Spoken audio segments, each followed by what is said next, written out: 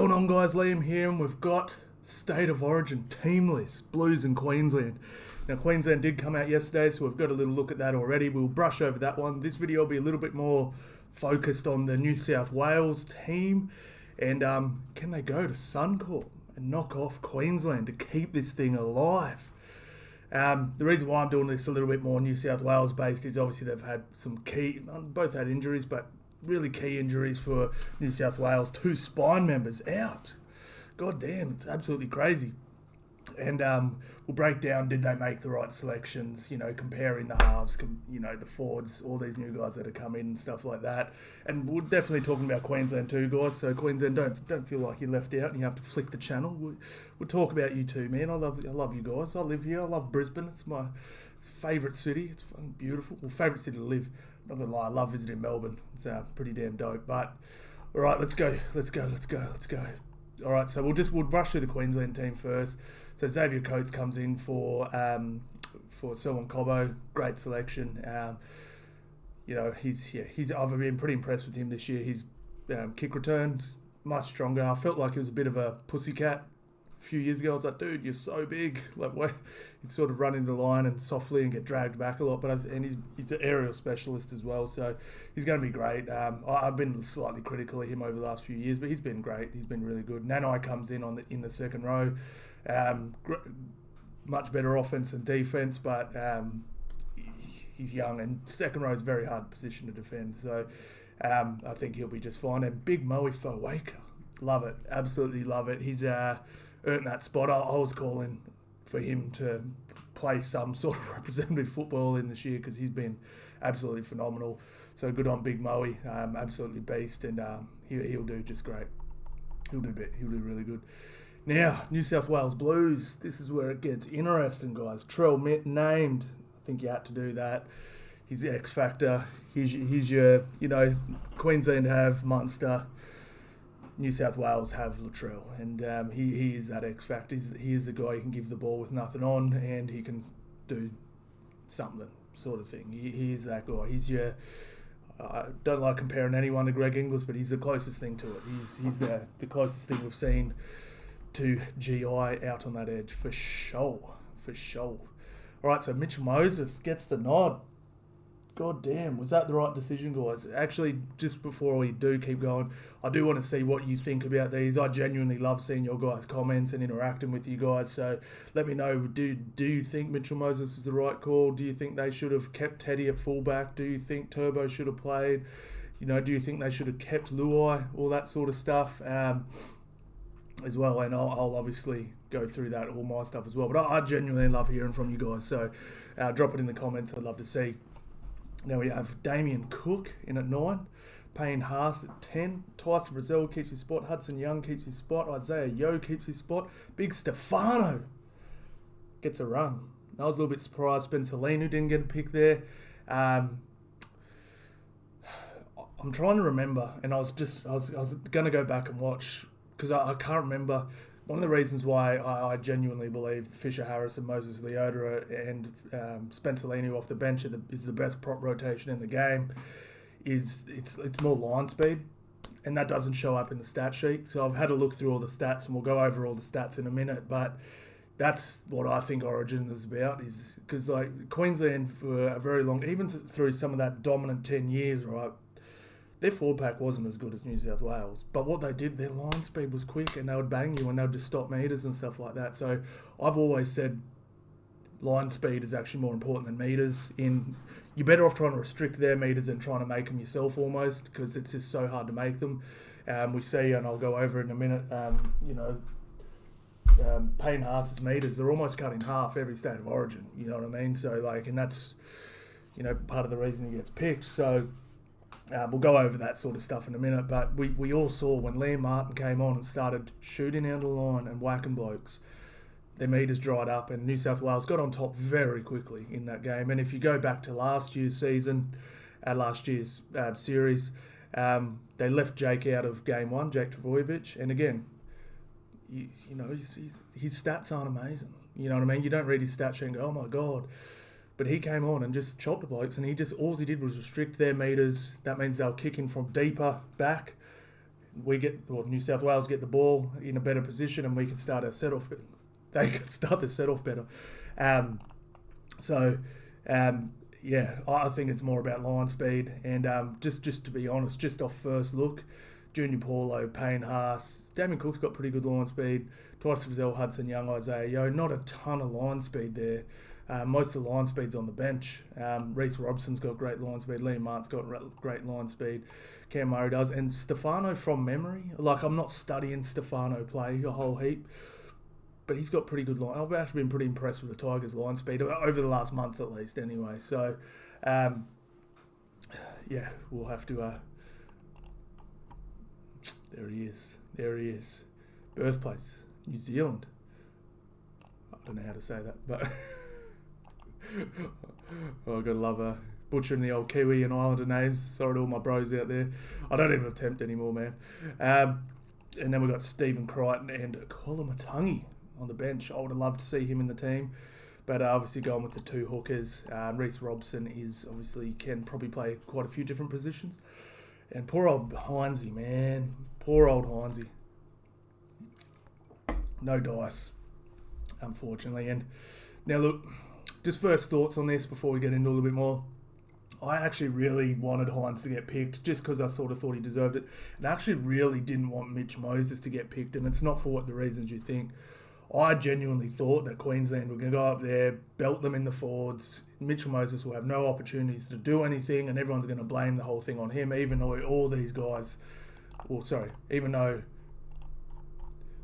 essentially these guys down here didn't do their job.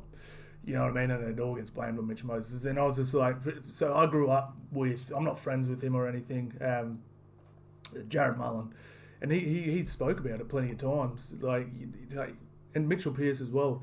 I'll give you a quick example. If Mitchell Pearce was the same age as Joey Johns, right, and let's just say he never got a crack at State of Origin, but he just played the way he played at club, we'd be talking about what a great player he was. But because he came up through an era where Queensland was so dominant and their forward pack destroyed Queensland, he didn't get every opportunity he got, he failed.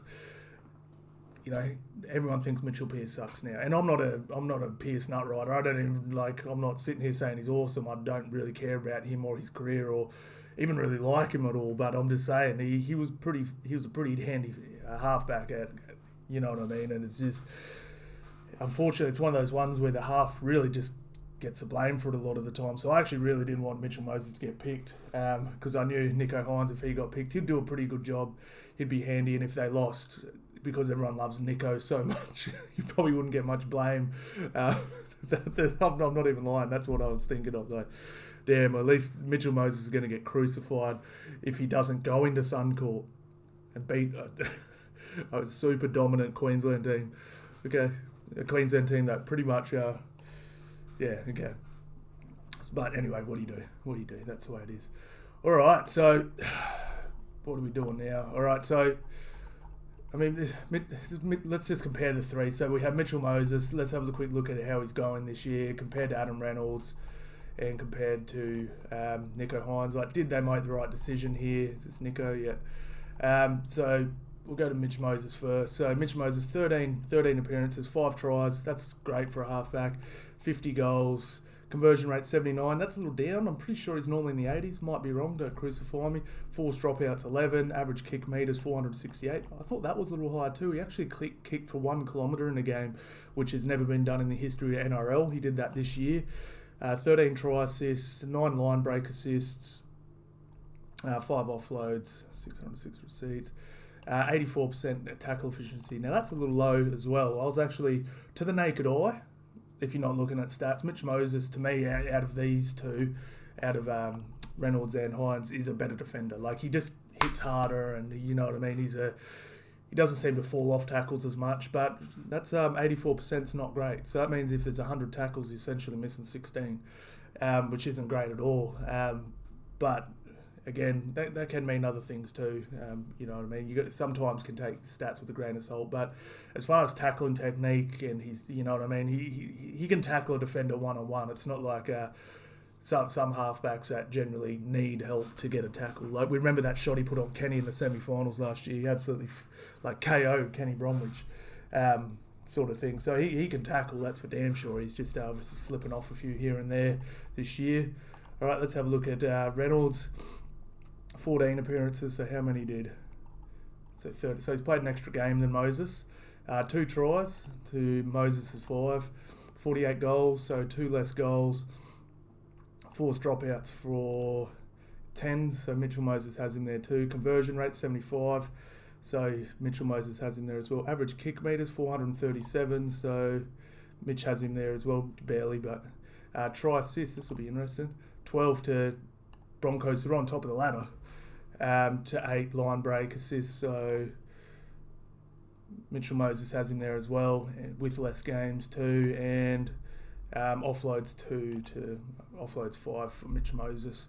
Tackle efficiency 84% for Mitch Moses and 91% for. So yeah, like I said, to me Reynolds, I always saw him as a weaker defender, but better tackle efficiency. But besides that, Mitch Moses, everyone's talking about what a great season Reynolds is having. Mitch Moses' stats are better. They just are. So again, let's have a look at Heinze. Alright, so we've got 10 appearances. So he's had much less appearances. So this will be a little harder to... Hang on, how many more less?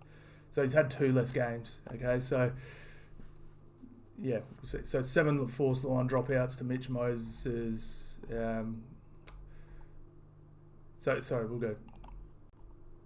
Tries. So tries 1 to Mitch Moses. So Mitch Moses wins that. Goals 41%. Forced dropouts 7 to Mitch Moses' 11.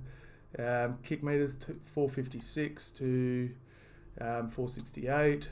But again, so that's actually that probably wins because he's played way less games. Try assist 13. God, no, that's Mitch Moses. Try assist 10 to Mitch Moses' 13. Couple less games though, obviously, so that's pretty damn similar. Line break assist 9. Line break assist 17. That's where I thought. This is what I thought would get Heinze over the line. That is ridiculous. 17 line break assists in 10 games is it's nearly 2 a game. It's ridiculous. 13 offloads, assists, and even better tackle efficiency. Again, like you don't think that. Like you don't really put him in as a great defender, but he's holding on to the tackles. He's holding on to those tackles. So average running meters 144. Oh, I forgot to look at so average running meters. Yeah, there you go, way down. So Reynolds has 52 all running meters. Average running meters. Nicho Hynes 144. It's ridiculous. And 90. That's like okay for a half. Nicho's is ridiculous, sort of thing. But yeah, it's tough. I mean, if you're going off these, it's obviously Nicho and Mitch Moses as far as stats go. But I mean, yeah, it's tough. I strongly see why they picked Mitch. I don't know why I see Mitch as closer to Nathan Cleary, sort of thing. It's just body shape, everything, the way they kick, the style of play they have. I feel like they're the closest. I feel like Reno and... People kept saying Renault's the closest to Nathan Cleary, and I might be tripping, but everyone was saying it. I was like, I feel like Mitch Moses... And this is before Mitch Moses was even mentioned as a New South Wales replacement. People go, well, Renault's the closest style, not the closest like performance-wise, but closest style of player to Cleary. And I was like, I don't know, I feel like Moses is, but anyway, I should have had Cleary's stats up here and compared them to them. Let's do that actually. Let's have a little look. We'll quickly find Nathan Cleary's stats from wherever they played last. Come on. Sorry guys. Right, we're doing this on the fly.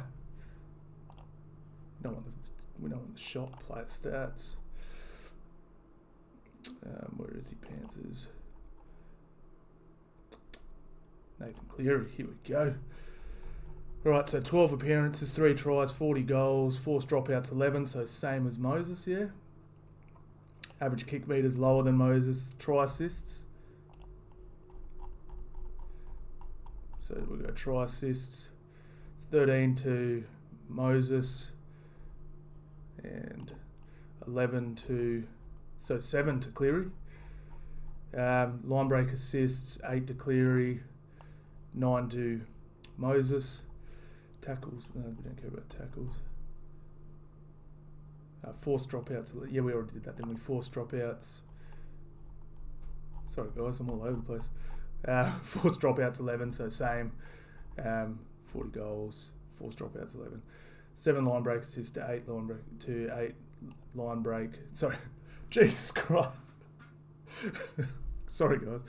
So Nathan Cleary's got 7 try assists, 8 line break assists to Mitch Moses's 13 try assists to 9 line break assists. So running game, let's have a look at that. That's pretty important. Average running, yeah, Cleary's definitely got his number there. I did thought Cleary was... Moses is a pretty good ball runner, but I definitely thought that Nathan Cleary is a little bit better. So it's not you know what I mean? Like, they're not substantially different all 4 this year. I'd be taking Nathan Cleary in my club all day, every day of the week. I genuinely do think he is the best halfback in the game, but yeah, so... Now, what's the problem with Mitch Moses? What's everyone sort of said about him? He doesn't stand up in big games. He sucks. You know, he doesn't stand up in big games. He failed at Origin last year, you know, all that sort of stuff, right? So if we actually have a look at the game that he played in, so not last year, it was the year before, it was 3 tries apiece. Okay? 1 second, I want to pull up the actual stats of the game. All right, so it was 3 tries apiece, 3 conversions apiece, and Queensland essentially won the game by a penalty goal. And everyone says Mitch Moses failed in this game. Okay, so now he had a broken back in this game as well. But let's have a look at his stats for the game. So 5 runs, no tries, no line breaks, 1 line break assist, 2 try assists. Like that's actually a pretty decent damn game. Okay, so you know what I mean. Like that's pretty good. Now Cherry-Evans was his number 7. So Cherry-Evans got a lot of you were great in that game. You were great. 7 runs, no tries. Oh, hang on. So 7 runs, no tries, no line breaks, 1 line break assist, no try assist. So Mitch Moses had better stats than him. So do you get what I'm saying? Like, a penalty goal decided that game. Mitchell Moses had better stats than the opposite number 7. And yeah, Mitch Moses sucks and Cherry-Evans is awesome. So, you know what I'm saying? So I think a lot of this stuff's been pretty crazy. So they keep saying he fails in big games. Mitch Moses fails in big games. So let's have a look. And this, by the way, I'm not trying to sell Mitchell Moses to you. I don't like when people attack people for the wrong things. I mean, there's 12 other blokes on the field. It's not one guy's fault, sort of thing. So semi-final, they went to a grand final last year, right? People say, well, they didn't win the grand final, okay? But let's have a look at the run up to the grand final. So, playoff game, big game, semi-final against the Raiders. They won 40-4. Mitch Moses scored 16 points in that game. Had a try. 5 from 7 his conversions, 10 runs for 120 metres, 1 line break, 2 line break assists, 1 try assist. That's a pretty big game, a knockout game against the Canberra Raiders, and they won 40-4, and he scored 16 points, 1 line break assist, so 1 line break, 2 line break assists, and a try assist. That's pretty good. Cowboys in Townsville in the middle of summer, everyone was writing them off. Parramatta win 24-12, 24-20, 8 points, 4 from 4 conversions, 6 runs for 48 metres. Not ridiculous, down a little bit. 2 line break assists, 5 tackle breaks. I mean, again, not a blinder, but it's fine. That's fine. And then the grand final, they got pumped.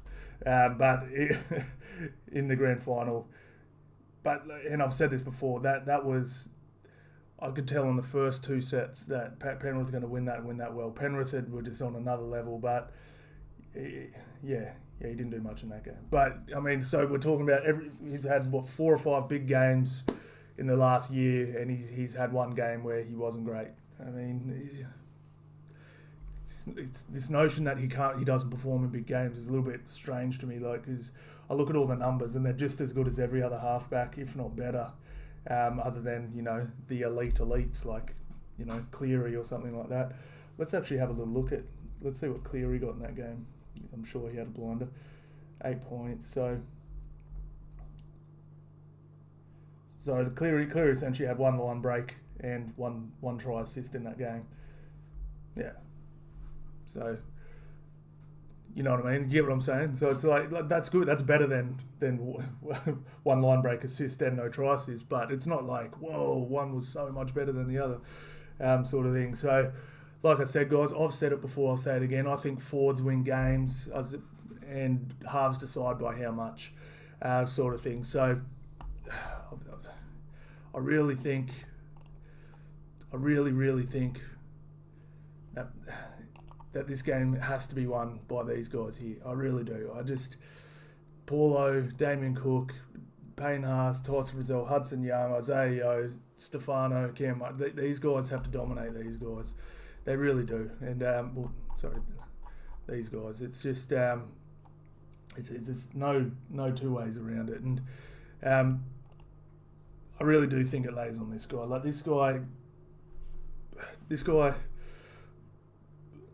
I was quite critical of him last year because I started to see the pattern of him in bigger games. Like, you want to talk about players not performing at big games and their numbers being way down.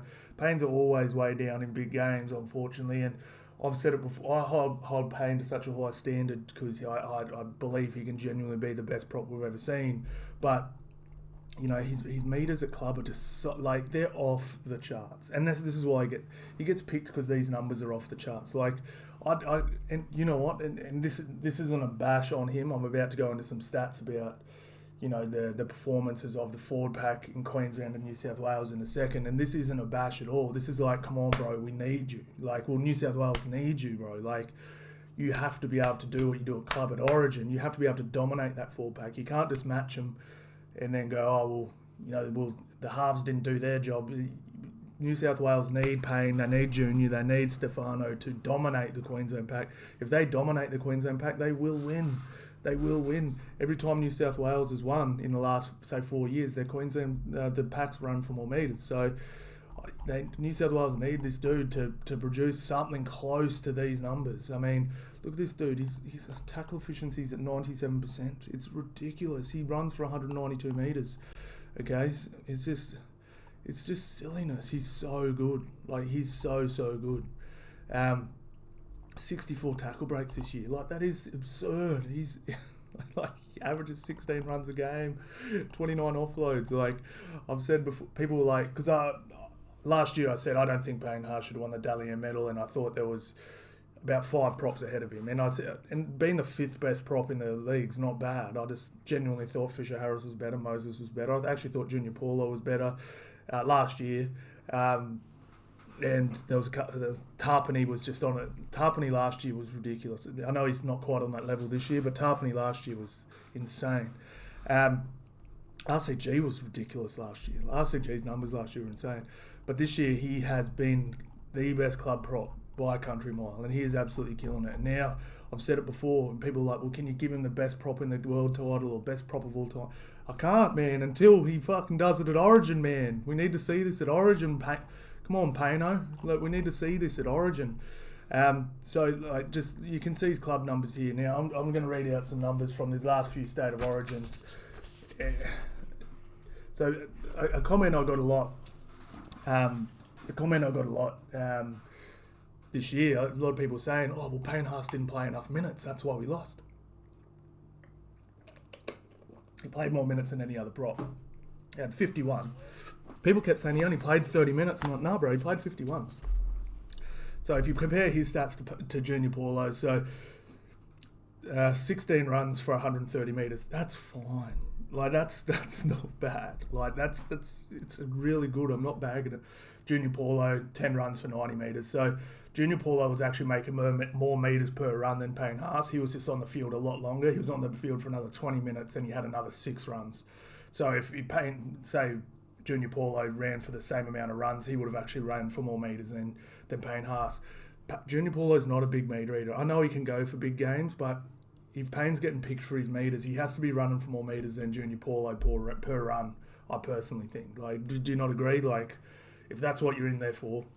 Having said that, though, because I have to give the flowers. Like, I was sitting there the other night watching Payne play, and I was like, I cannot remember the last time I saw him make a terrible miss tackle.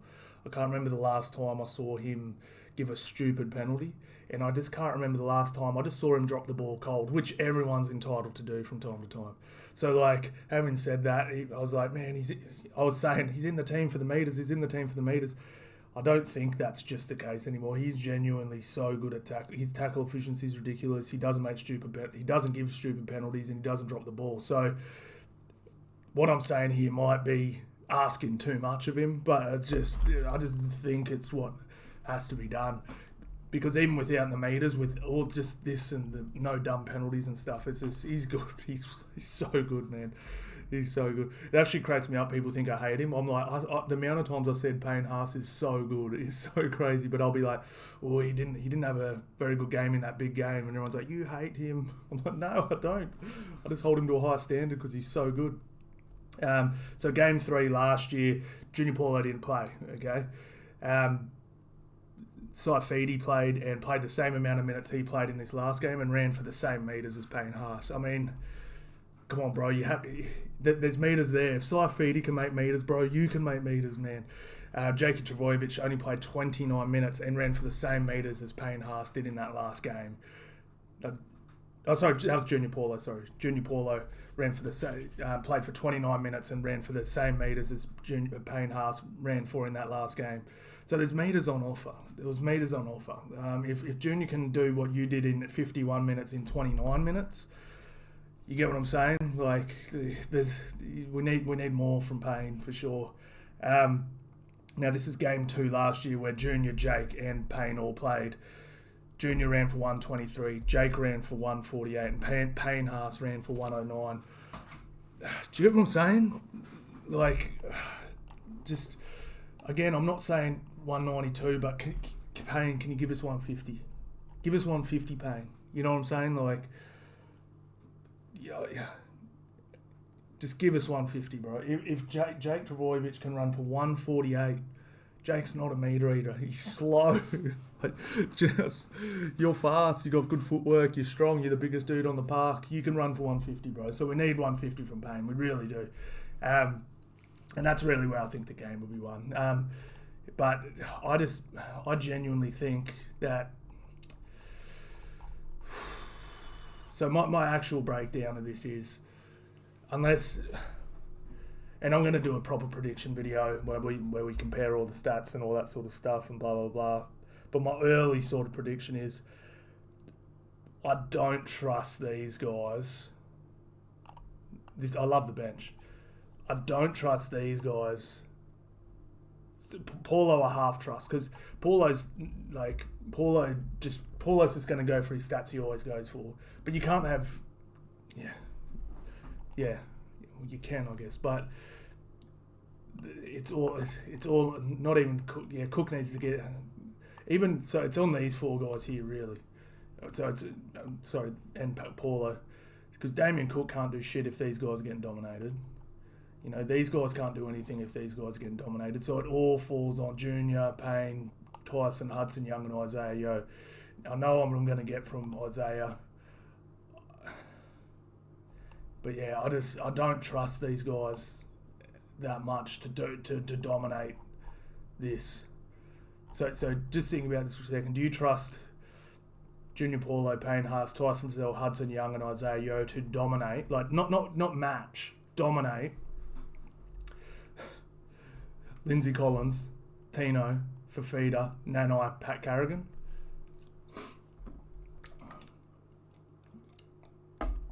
I don't. At Suncorp, I don't. I really don't. So, yeah, early predictions is, guys, that this is going to be very similar to Game 1. Just straight up. I think this will almost be a carbon copy of game one. I really do. I think Queensland and New South Wales will. I genuinely think that this forward pack, like I just mentioned, can match this forward pack, but you can't match it. You got to dominate it, because this is the thing. If these guys just match these guys, right, then what's going to happen? The GOAT is just going to do his thing at the end of the game. You know what I'm saying? Like, that's just what's going to happen. Like, when the game's on the line, there's nothing on, it's even. They have a Munster. It's just the way it is, man. If this game's even, they've got a Munster. And that's just, you know what I mean? And as great as Mitchell Moses is he's not a Munster. As good as Luai is, he's not a Munster.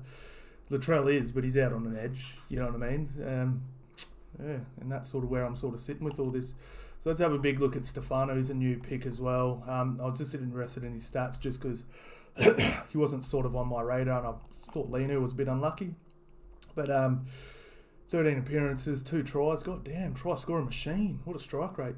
27 tackle breaks. Let's compare him to Payne. It's a bit unfair, actually. Payne almost smoke him.